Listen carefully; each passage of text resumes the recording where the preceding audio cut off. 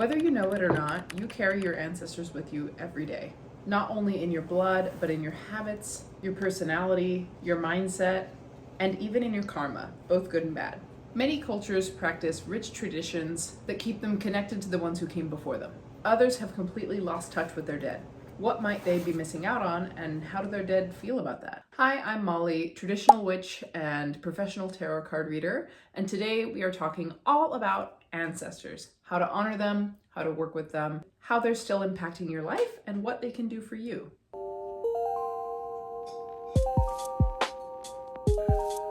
This video is going to include how to choose an ancestor or let them choose you, how to build an ancestor altar, how to communicate with them, ancestral karma and what to do about it, and basic ancestor magic. Stay tuned for the end where I will be answering your questions. You do not have to be a witch to work with your ancestors. Anything that I say here can be done by anybody and is done by a lot of people all over the world. Ancestor veneration, or honoring your ancestors, is a tradition upheld by all kinds of people, and it really knows no bounds. The first step to honoring and working with your ancestors is to pick one, or let one pick you. The first thing I'm going to say about picking an ancestor is to go into this with an open mind. I think a lot of people overthink this part. You might worry that your ancestor might not like you because they had different beliefs than you. And I'm not gonna say that that could never be the case, but I think that when it comes to most people who have passed on, they tend to have a larger perspective of life from the other side. And that usually our fear of judgment is kind of actually a projection of the judgment that we tend to place on others here in the living world. Also, just like we wouldn't want other people to assume things about us without meeting us, I think that it is best practice to not assume things about any spirit before we have met them.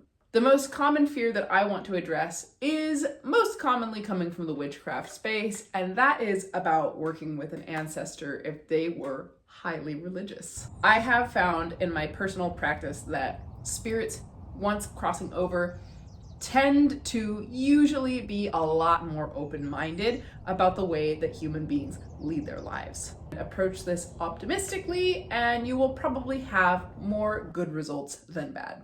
When looking for an ancestor to start out working with, do not get too bogged down by the details. Let your intuition guide you. One way that you can start the journey to finding an ancestor to work with is to do some digging on your family tree and go back as far as you possibly can. Once you have your tree and you have a big group of people who you descended from, let your gut tell you who you might be most interested in working with. Pick somebody from your tree. If it's someone more recently deceased, then go around to people who might have known them in life and ask who they were when they were living. What do you have in common? What do you not have in common? What was this person really good at in life? What was this person really bad at in life? These are all going to be useful details for you to have when you are working with ancestral karma, doing ancestor magic, or just seeking guidance in general. Try to get a general feel for who they were in life. If they are further back than any of your living relatives remember, I would do a quick Google search. You may be surprised. The person that you're most interested in working with could have had a notable place in society. Maybe they founded a city. Maybe they did something notable that put them in an archive somewhere. If you cannot find anything about the ancestor that your gut is leading you to work with, this is where I would break out a divination method. Divination is going to come up a few times in this video because, in my opinion, it is one of the most useful tools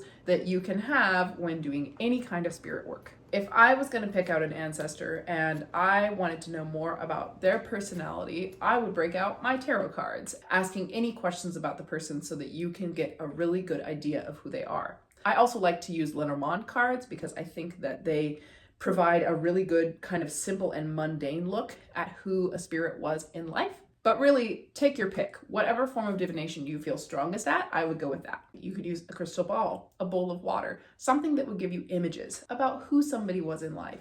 All of these questions that you have before you start working with them. If you have no divination skill, but you do have your ancestor's birth date, feel free to look up their birth chart and glean some information that way. Their full natal chart is what I'm talking about, not just their sun sign. And you can get a really good idea of what kind of traits your ancestor probably had in life. But above all else, follow your intuition. I really do believe that if you are feeling very drawn to a particular ancestor or spirit, it is probably for a reason. That reason could be that that ancestor has already chosen you. In fact, I believe that if you are watching this video, there could be the possibility that there is an ancestor currently trying to reach out to you. Letting an ancestor choose you is another completely valid way of starting ancestor work. Simply meditating on your desire to have an ancestor step forward and begin guiding you is enough. Or even just writing on a piece of paper, "Dear ancestors, known and unknown, who have my highest good in mind, please step forward and guide me."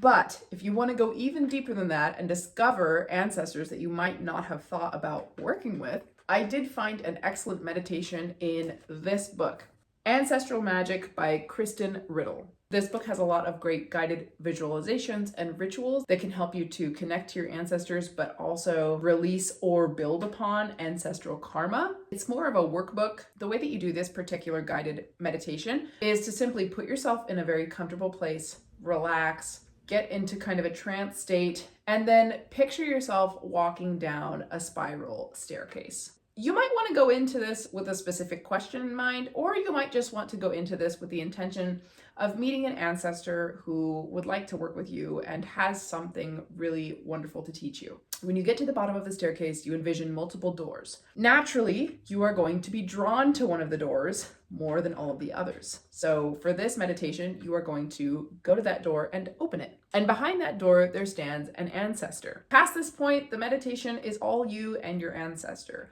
What do they look like? What is the expression on their face? What is the environment behind the door? Is it happy? Is it sad? Is it outside? Is it inside? What emotional feelings do you get when interacting? If it were me, I would step through the door and allow the rest of the experience to unfold in order to receive a message from this ancestor and get to know them.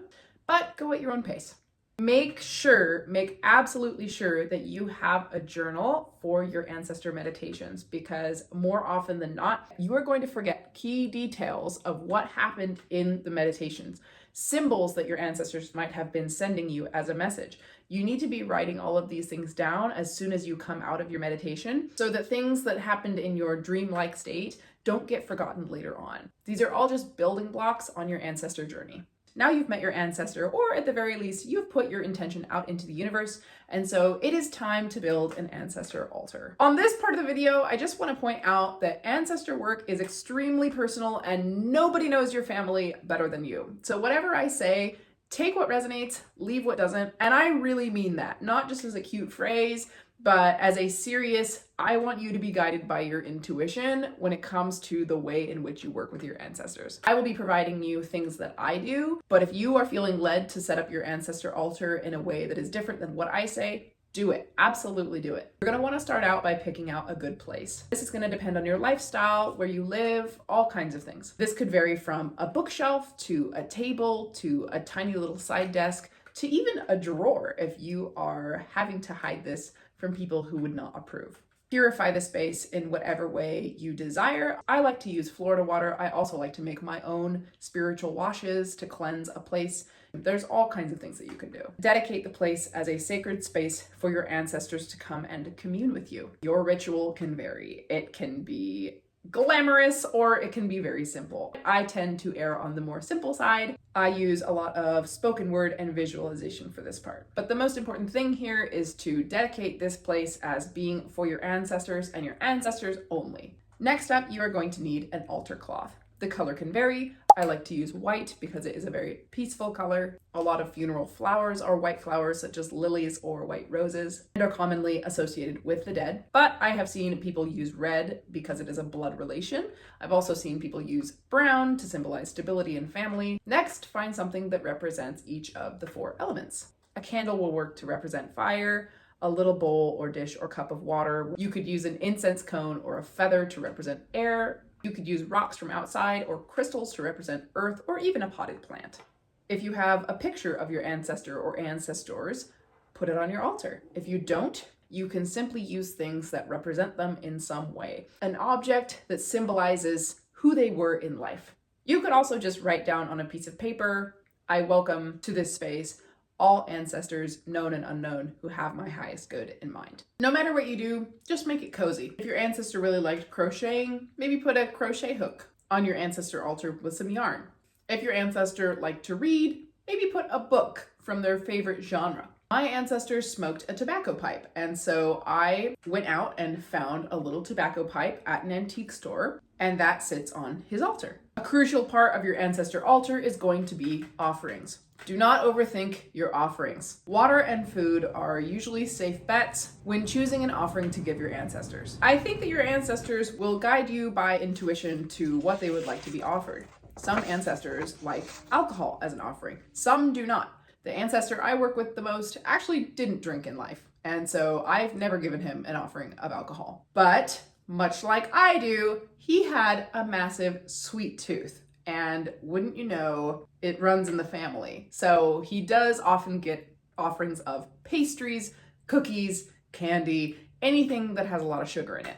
Ancestor offerings can also be really easy and convenient. Maybe they like a cup of coffee in the morning. You can set aside a little bit of coffee for them when you are pouring yourself a cup. Maybe your ancestor enjoyed poetry. You could write them a poem as an offering. The frequency of your offering schedule is going to have to be up to you, and I would recommend talking to your ancestors about that and coming to an agreement. It has to be something that is doable. If you cannot be giving an offering every day, then don't promise them an offering every day.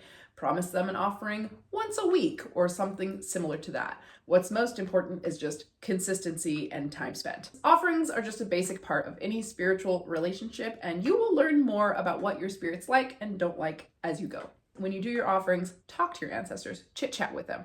My ancestor wants to know what's going on with my family. He will, in turn, sometimes tell me about things that I don't know are going on in my own life, as he likes to kind of keep a watchful eye and give me a heads up when changes are on the way. Once your altar is all set up, you are going to want to communicate with your dead. And this is where divination and having some level of psychic skills could not be any more important. And we are going to cover the easiest, most nonchalant and beginner-friendly levels of communication, as well as some that do require some psychic skill. Easiest and number one way to communicate with your ancestors is to ask them for a sign. If you have a question or need guidance, you can just ask for some kind of a synchronicity.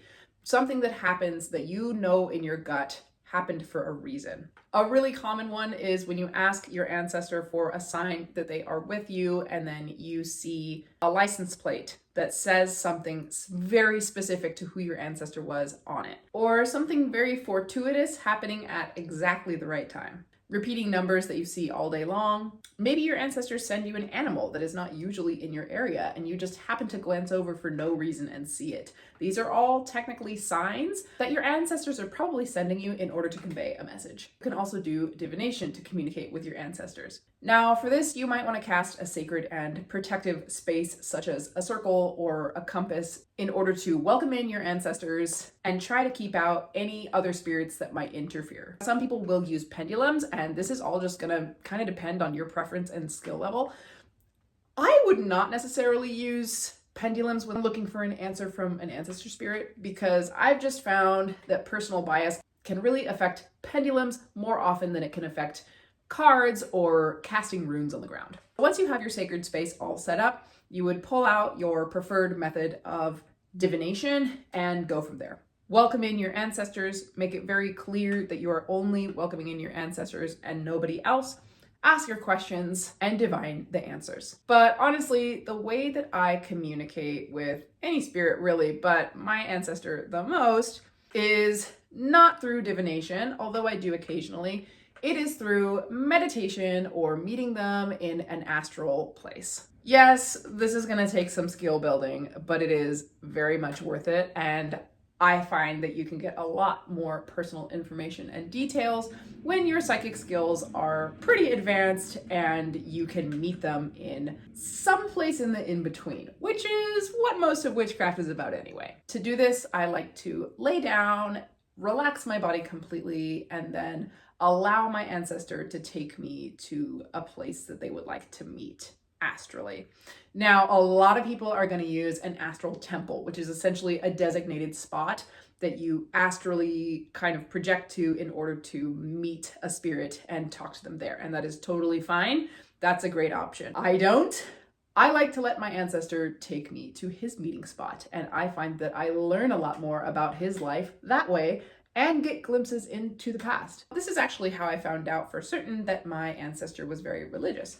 I had kind of already seen that in the cards when doing some preliminary research prior to meeting him astrally, but the first place that I met my ancestor was in a church. By the way, just gonna put this out there, a lot of spirits don't like being talked about publicly like this. I know my ancestor well enough, and he is 100% okay with being talked about. In fact, he rather enjoys it. From here, I'll ask him all kinds of questions, or I'll just let the visions unfold, and he usually shows me things about his life back in the day. You definitely don't have to do it that way. You can meet your ancestor in your astral temple, which, if you don't know what that is, it's essentially a mental temple that you build in the astral realm to safely meet spirits and do magic in.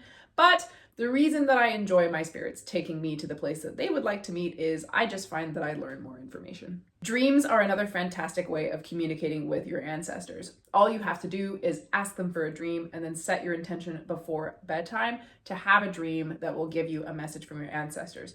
Just don't be disappointed if you forget the first couple of nights. Don't worry if your ancestor doesn't physically show up in full ancestral garb giving you a message. A lot of the symbols that you get in the dream might actually be what the message is from them, even if it seems totally random. Write your dreams down in the morning, try to interpret them based on what the symbolism means to you, and you'll probably be pretty shocked at the messages that you're actually getting. Really quickly, before we get to ancestor magic, I want to talk about ancestral karma. Karma comes from the Sanskrit word for action. Your ancestors' actions, mindsets, habits, things that they did in their life, 100% are still affecting you today. And that could be a really good thing or a really bad thing, because there's good karma and bad karma. But even past that, even if it wasn't something negative that they did, something your ancestor lived through might be affecting you on a physical level in your day-to-day life. Maybe your ancestors went through a lot of struggle and strife, which they probably did, and you are dealing with the emotional fallout of that, even though you are not dealing with the same things. Working with your ancestors, even just on the most basic level, as in getting to know who they were in their lifetimes and what they lived through, can help you to identify what your ancestral karma is, what the good things are that you want to build on, and what the bad things are that you want to break for the next generation. Some examples of more negative ancestor karma that you might want to release would be negative thinking, worrying about money all the time, even if you have enough, anger issues, and so much more. Because your ancestors had an entire life of dealing with these issues in the first place, they are the best people to ask for help when you want to break a generational cycle and stop being bogged down by something from the past. And this is again where that bigger perspective on the other side really comes into play. Your ancestors have been there, done that. They can identify your family cycles and see the problem with them and live a more free life. To release ancestral karma, figure out what that ancestor karma is first and put a name to it. Next, you can simply ask your ancestors for help and guidance, which again, they can give you in the form of signs, in the form of dreams, by astral travel, by divination, whatever means you are most comfortable with. Practice small habit changes and also meditate on the issue. You can do a lot of visualized meditations that involve visualizing what that ancestor karma is and you releasing it into the ether. As we are now getting into rituals, let's talk about ancestor magic. The number one way that I would perform ancestor magic would be by invocation.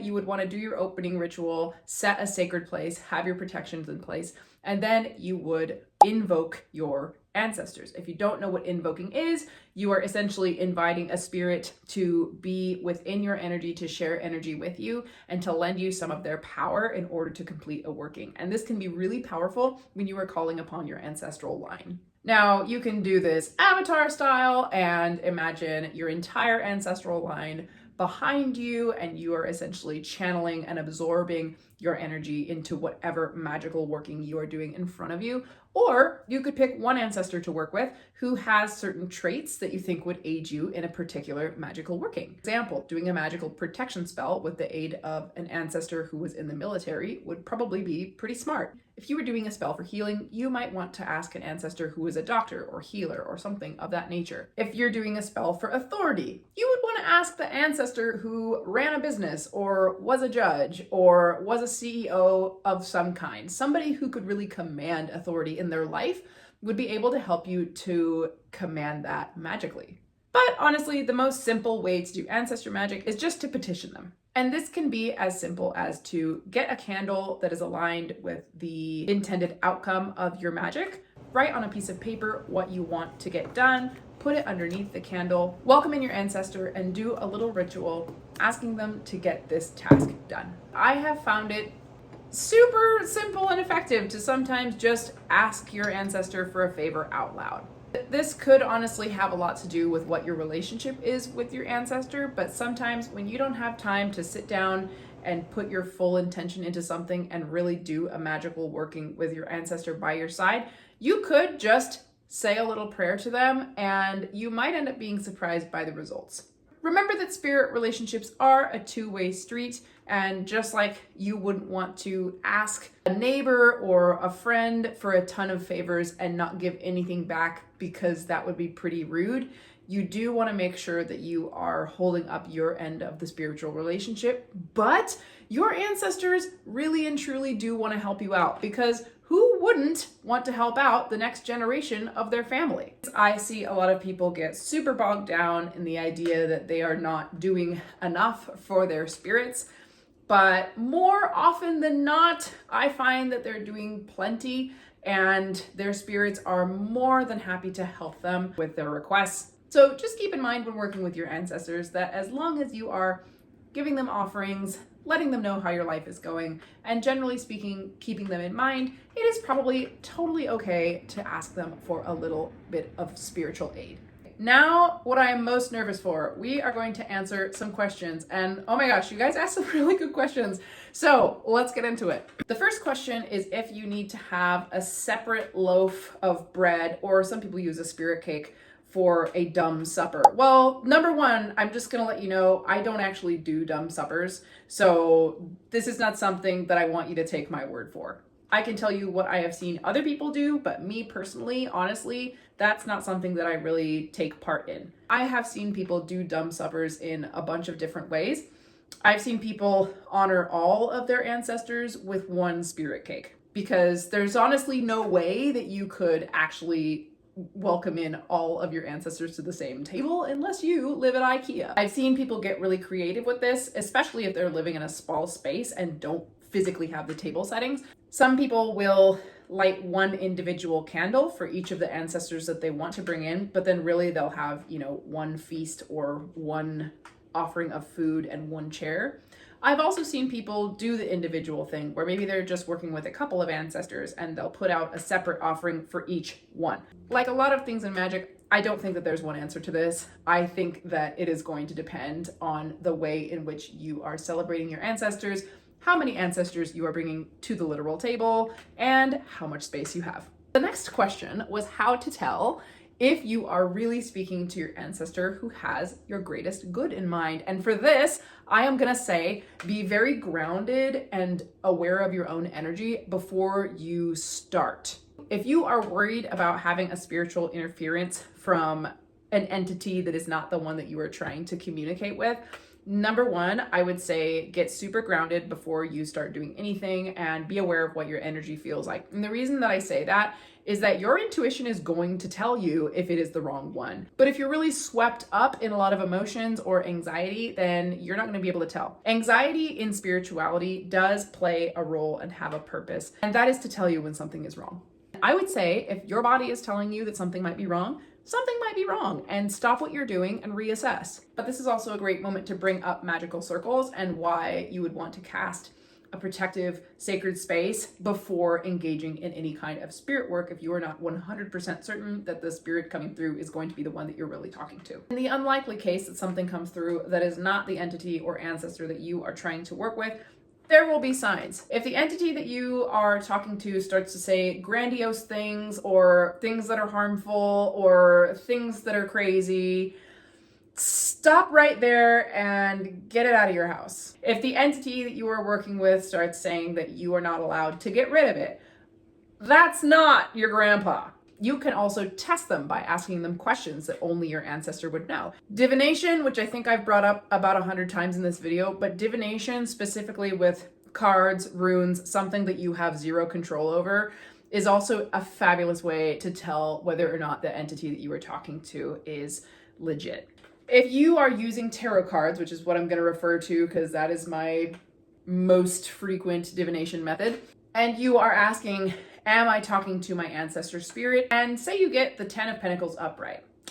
That's a really strong sign that you are in fact talking to an ancestor, because the 10 of Pentacles does have to do with ancestors, family relations, stuff like that. But yeah, honestly, I feel pretty confident when I am welcoming my ancestors into a sacred space that it is just going to be them. If you only want to talk to your ancestors and you want to get rid of the possibility that they might bring another spirit to talk to you, which can sometimes happen, your ancestors might want to bring another family member to talk to you, which could get really confusing if you don't know what's going on. You can also just tell them that ahead of time. Just in spirit work in general, it's good to have really strong boundaries, and you have to be in control the whole time. Another question was, have you used graveyard dirt when working with your ancestor? And my answer is no. You can do that 100%. I don't do that because the ancestor that I work with the most was buried in an unmarked location. So I don't really feel the need to. We get a lot of stuff done anyway. And I just feel like he's super present, whether there's graveyard dirt involved or not. So if you feel drawn to that, just make sure that you know all of the general etiquette for gathering graveyard dirt, and that is something your ancestor would be into. Mine doesn't seem to care. How to pick an ancestor, like what should you be looking for when picking an ancestor? And I would say it depends on the outcome that you want. I picked my current ancestor that I work with the most because I really felt for a lot of the things that happened in his life. I can relate to the way that he reacted to things. He was a really hard worker. He was very brave. He dealt with a lot of adversity in life and still ended up being very successful. Very, very stubborn, as am I. And yeah, I mean, I basically picked him because we had a lot in common, and I was just fascinated by his life story and all that he was able to overcome by sheer force and personal willpower. That was really what led me to this ancestor. But you could also technically pick an ancestor that has more negative traits if your goal is to work with shadow work, or if you were looking for the source of negative ancestor karma. Oh my gosh, you guys, I had just turned off my camera and then realized that there was one more question that I almost forgot to answer. And that was, how long do you have to wait until working with your ancestors? This might be controversial. I don't think you have to wait.